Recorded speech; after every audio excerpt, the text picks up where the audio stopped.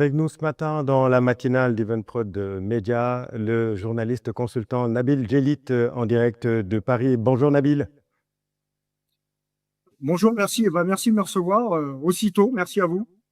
C'est un plaisir d'être avec vous ce matin dans la matinale, avec vous pour revenir un peu sur l'actualité du football et bien entendu de la Coupe du Monde et de la Coupe du Monde difficile pour certaines nations africaines. Mais d'abord, on va revenir sur la participation de ces équipes africaines. Aujourd'hui, on n'en a pas vu dans le dernier carré.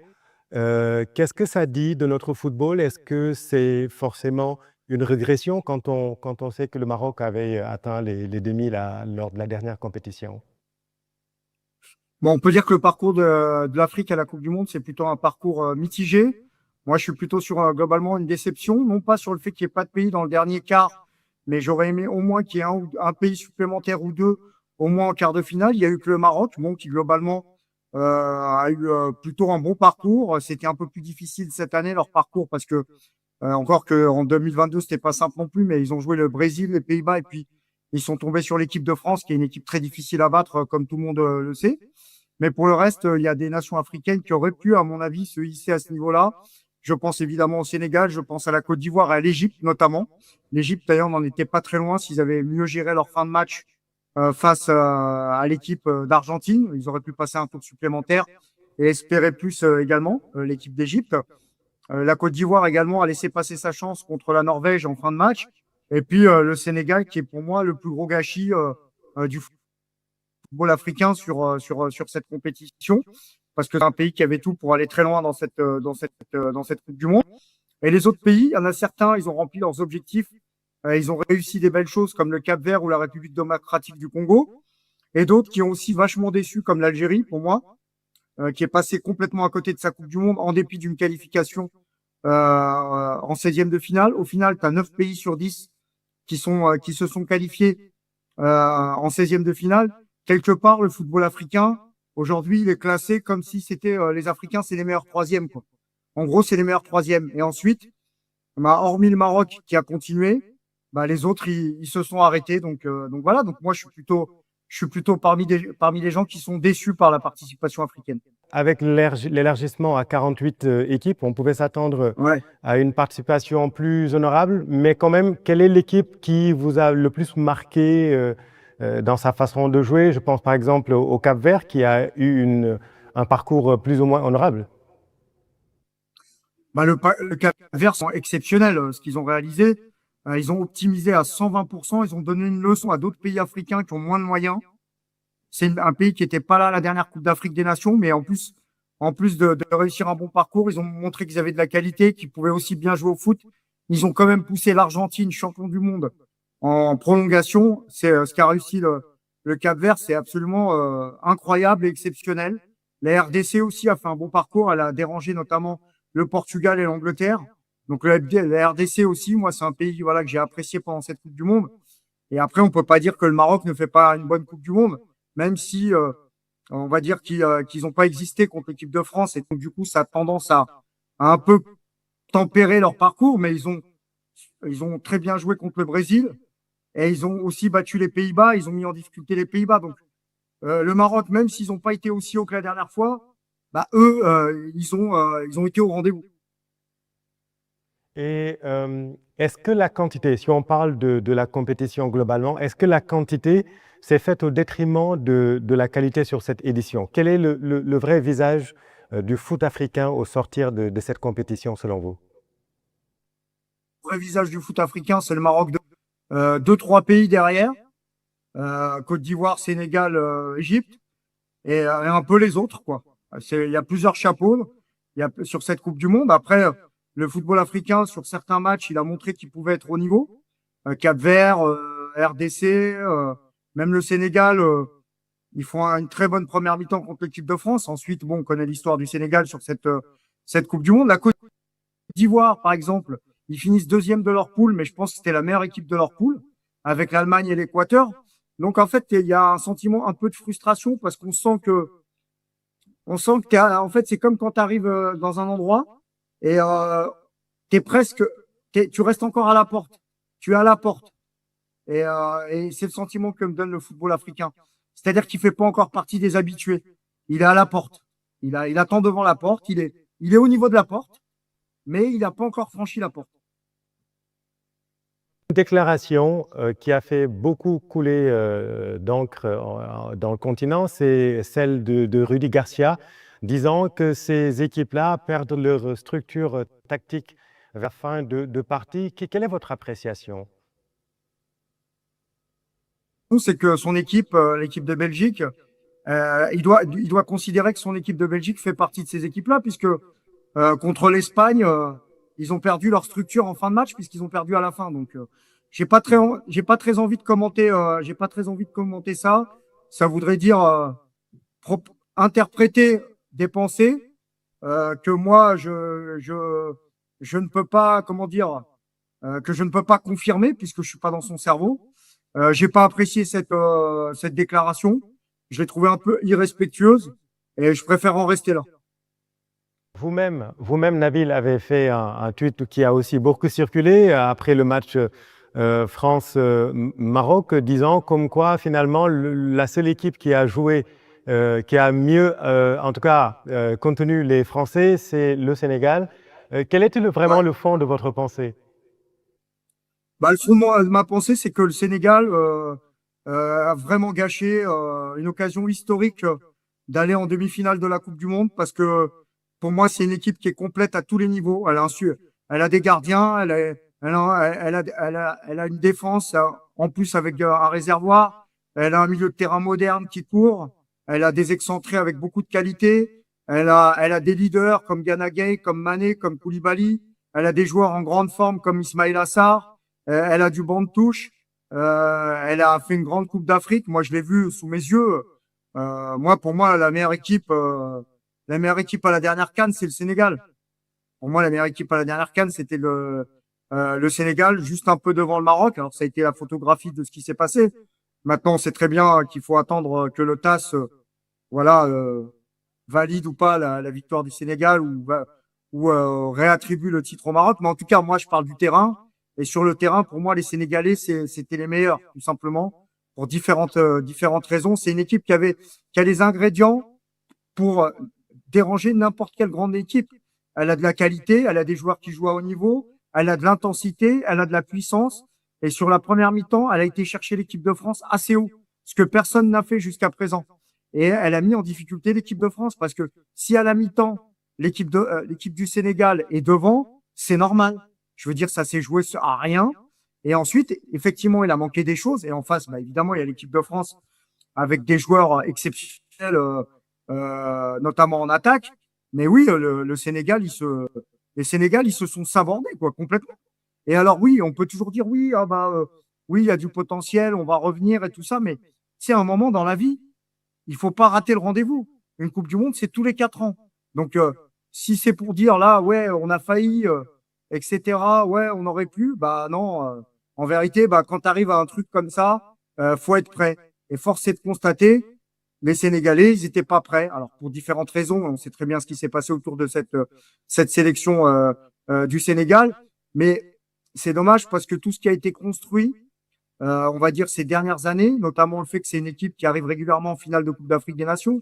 C'est une équipe qui a des joueurs des très hauts niveaux. C'est une équipe qui a gagné un vrai crédit.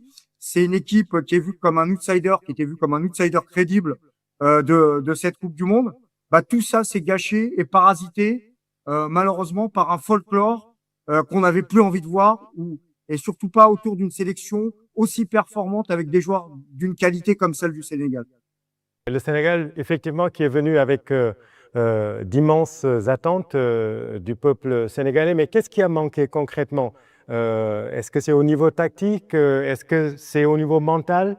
En tout cas, ici, c'est un fiasco organisationnel et sportif. Quel est votre regard de spécialiste? Non, mais en fait, dans votre question, il y a, en fait, vous répondez. Il y a évidemment le fiasco logistique, organisationnel, d'atmosphère qui peut pas mettre les joueurs dans les meilleures conditions. Donc, en gros, aujourd'hui, il faut que les dirigeants sénégalais soient au niveau des joueurs sénégalais, parce que les joueurs sénégalais, c'est des top joueurs, et ça n'a pas été le cas. Et ensuite, oui, c'est vrai aussi, on peut pas le dédouaner totalement, mais ça veut pas, pour moi, il faut pas en faire un bouc émissaire. C'est ce qui a été fait en grande partie.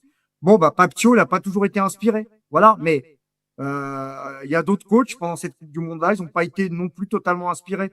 Après, c'est toujours difficile quand vous gagnez avec des joueurs, de vous séparer. Parce qu'en fait, vous avez vécu des choses ensemble. Alors, peut-être qu'avec du recul, on dira que c'est une petite phase de transition et qu'à 2-3 postes, il y a d'autres joueurs qui vont venir, prendre la place. Mais moi, je pense que même avec cette configuration-là, je pense que le Sénégal aurait pu aller beaucoup plus loin dans cette compétition. Et d'ailleurs, face à la Belgique, ils maîtrisent le match pendant 85 minutes. L'Espagne n'a pas dominé la Belgique comme le Sénégal. Et vous parlez de Papio justement qui a été remercié avec son staff technique. Est-ce que sur le plan tactique, vous, le spécialiste que vous êtes, vous pensez que Papio a manqué de justesse dans sa lecture des parties? Bah, le match contre la Belgique, c'est vrai qu'il y a des changements qu'on aurait, sortir Pape Gueye, par exemple, qui est un top joueur, qui est à la CAN, qui a été formidable et qui est pour moi vraiment un joueur qui a immensément progressé. Bon, c'était pas sortir les milieux de terrain sénégalais. J'ai pas l'impression que c'était l'idée du siècle. Mais derrière, après, euh, en fait, c'est un peu comme l'Égypte, c'est-à-dire qu'en fait, il y a un problème de gestion des émotions en fin de match. Quand tu mènes de 2 buts comme l'Égypte ou le Sénégal, t'as pas le droit d'en prendre 3 ensuite, quoi, en fait. Donc, il y a la part du coach, mais pour le coup, il y a aussi probablement la part aussi des joueurs à ce moment-là. Donc voilà.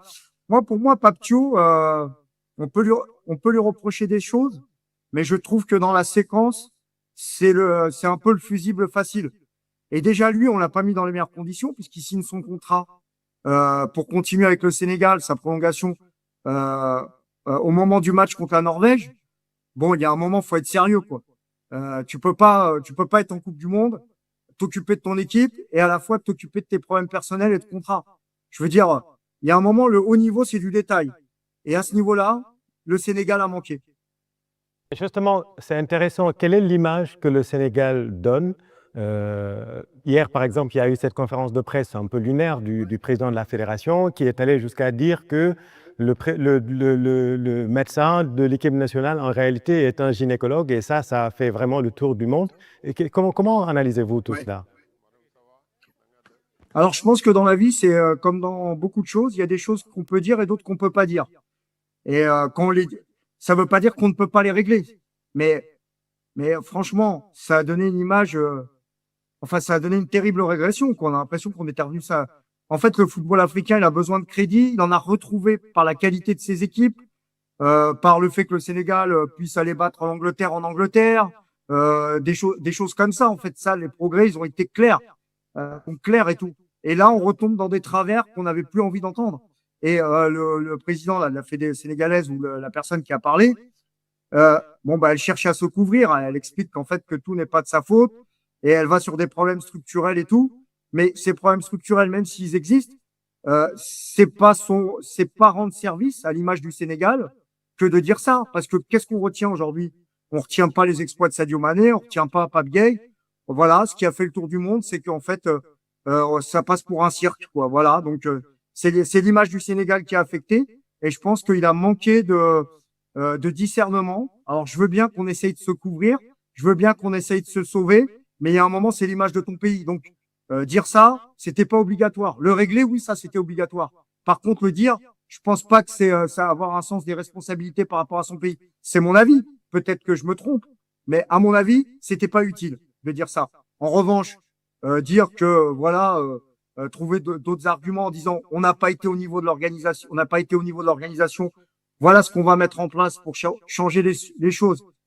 Effectivement, notre sélectionneur ne pouvait pas arriver sans contrat ou sans prolongation à la Coupe du Monde, et ça nous est imputable, et ça a probablement contribué à affaisser le niveau de la sélection. Oui, ça c'est un dirigeant qui a le sens des responsabilités, mais maintenant des gens qui reconnaissent leurs erreurs, bah ça malheureusement c'est aussi rare que le pétrole parfois dans certaines régions. Et c'est le président de la fédération lui-même qui a parlé pour Ouais. être précis. Moi je trouve que c'est ouais, je trouve qu'il aurait mieux fait de s'abstenir parce que ça crée des moqueries partout et je pense que le Sénégal et les Sénégalais ils méritent pas ça. Et surtout moi ce que je vois depuis X années, alors après, il y a vraiment des choses à régler et tout. Mais je vois un pays qui a beaucoup progressé, qui a des académies, qui a des joueurs qui sont demandés partout, qui a une belle équipe de football, euh, que je prends plaisir à regarder. Et malheureusement, si maintenant l'image du Sénégal, c'est de dire que le médecin de la sélection, c'était un gynécologue, bah, je trouve que moi, j'ai un sentiment de grande tristesse pour les Sénégalais. Ouais. Et effectivement, donc Pape est parti. Le président l'a accusé publiquement de rupture de communication et d'un manque total de plan de préparation. Mais ce qui est étonnant, c'est comment un tel divorce a-t-il pu se consommer en plein mondial? Parce qu'il y a eu quand même quelques affaires au sein de cette fédération et en interne là-bas aux États-Unis. Pape Thiaw qui était sur le point de partir même avant le match contre la Norvège. C'est quand même extraordinaire tout ça.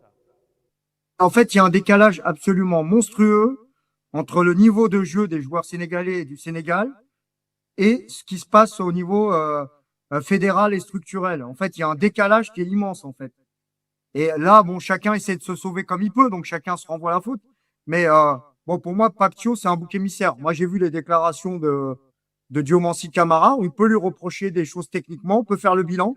Est-ce que tu vires quelqu'un qui t'a permis quand même d'être sur le toit de l'Afrique quelques mois avant, et ensuite qui se retrouve dans une situation compliquée à gérer avec plein de paramètres et notamment pas être sécurisé au niveau contractuel. Vous pensez que Didier Deschamps, que Tourelle, que j'en sais rien moi, Osama Hassan, que je sais pas qui, Hugo Bross, en pleine Coupe du Monde, ils sont en train de s'occuper de leur contrat. Vous pensez que c'est possible ça? Moi, pour moi, en fait, c'est absolument surréaliste et voilà. Et donc, non, non, mais c'est pas au niveau de ce que ça doit être. Et en fait, le Sénégal, ils doivent pas se retrouver dans ce genre de situation avec des problèmes d'hôtel, avec des problèmes. En fait, c'est des problèmes d'un autre temps. Voilà. En fait, le Sénégal aujourd'hui, c'est comme quand tu es en Formule 1. Ok, t'es en Formule 1, t'as une grille. Les Sénégalais, ils peuvent espérer être parmi les 10 voitures de devant. Peut-être pas parmi les 5 premiers, mais entre 5 et 10. Sauf que les autres, ils ont des équipes techniques et ils ont des ingénieurs et ils ont des mécaniciens de très haut niveau. Et là, quand on entend ça, on a l'impression qu'on a le mécanicien du quartier qui s'occupe d'une Formule 1. Quoi. Clairement, Nabil, ce que vous nous dites, c'est que le professionnalisme des équipes fédérales fait défaut par rapport à l'élite mondiale actuellement du football.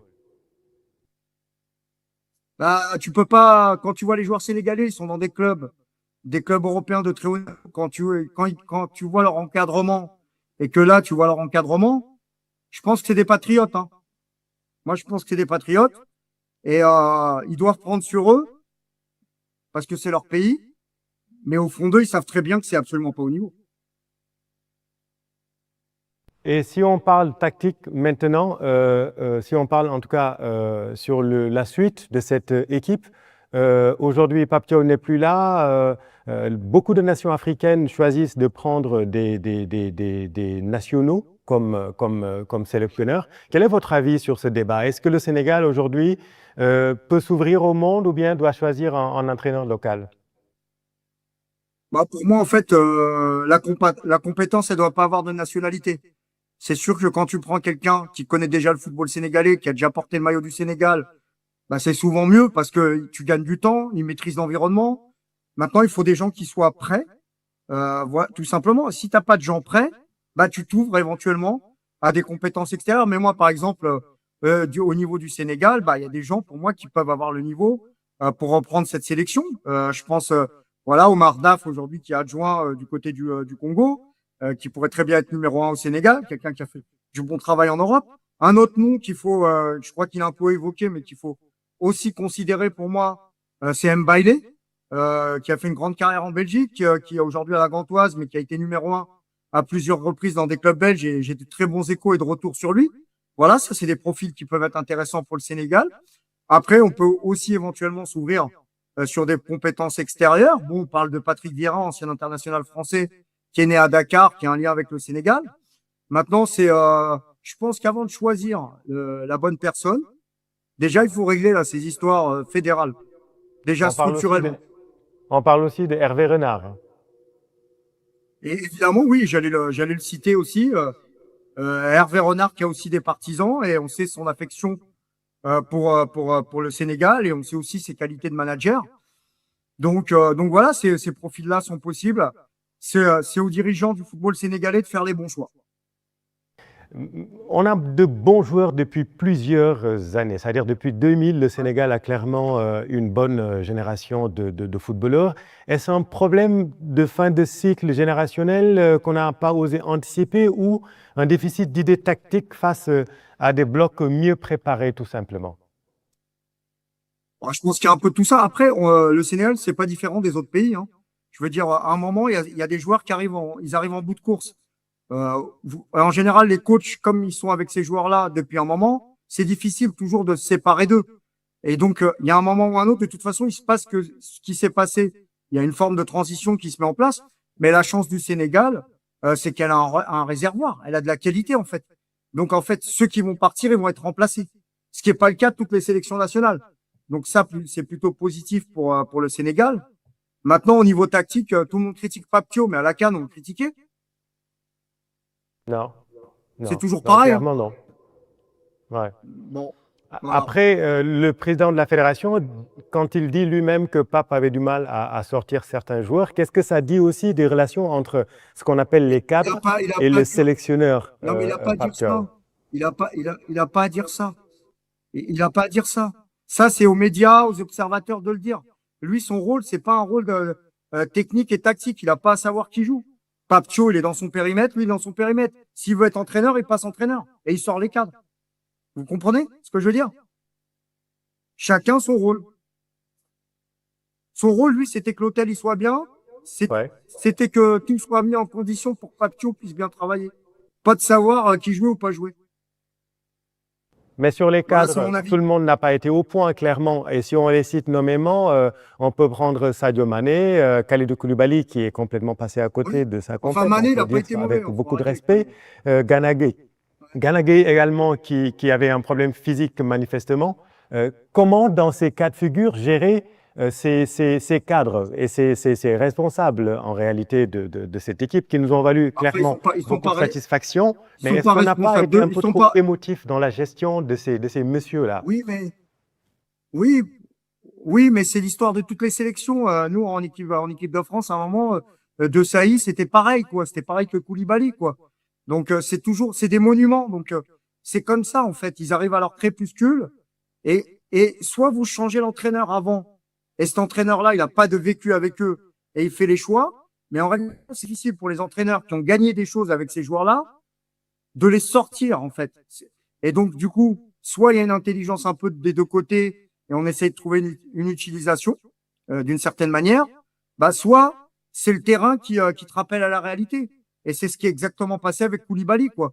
Voilà. Et d'ailleurs, Koulibaly, je l'ai trouvé très respectueux. J'ai vu ses dernières déclarations et tout, notamment en disant qu'il fallait avoir l'union sacrée derrière le football sénégalais. Bah, il a raison. Et Sadio Mané, bon, moi, sur le tournoi, je le critique pas, hein.